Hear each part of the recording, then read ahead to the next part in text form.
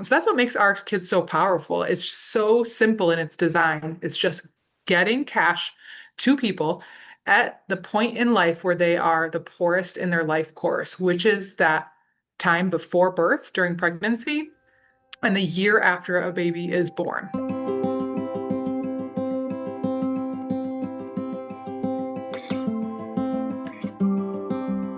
There's no selection, there's no lottery. It's every single baby in an RX Kids community.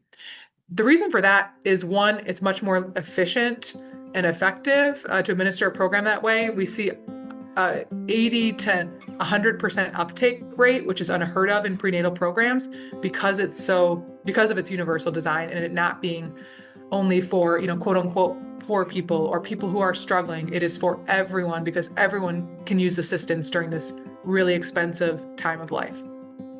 Living in a rural setting does have unique challenges and unique opportunities. There's a great sense of community and connection for many folks in rural communities, and a lot of joy in living in that type of setting. And there can also come with really significant challenges and barriers. Poverty and health are definitely very interconnected, and that shows up everywhere across a person's life course, but especially in that perinatal and postnatal, post-birth period. Especially in the UP, there's significant travel required to get any sort of medical care for many moms and families. And so money becomes this really significant barrier, even more than sometimes we think about people not wanting to go to prenatal care. That's really not the case. In most cases, it's they don't have the financial resources to get there. They might need childcare for other kids. They might need to take time off work, unpaid, to be able to get to that appointment. So you start to see how these different barriers can sort of stack up, and they all, in many cases, tie back to that issue of a lack of financial resources.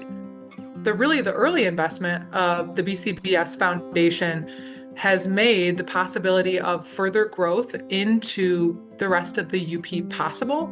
And we're aspiring to that happening in 2026 if everything goes the way we have planned.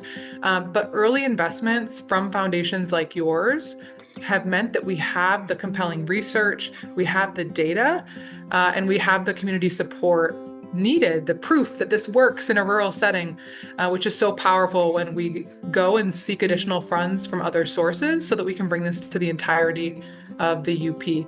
And RX Kids right now, in January 2026, is in 28 communities. And our hope is that we'll get to maybe a dozen more, including hopefully the rest of the UP across 2026. So thank you.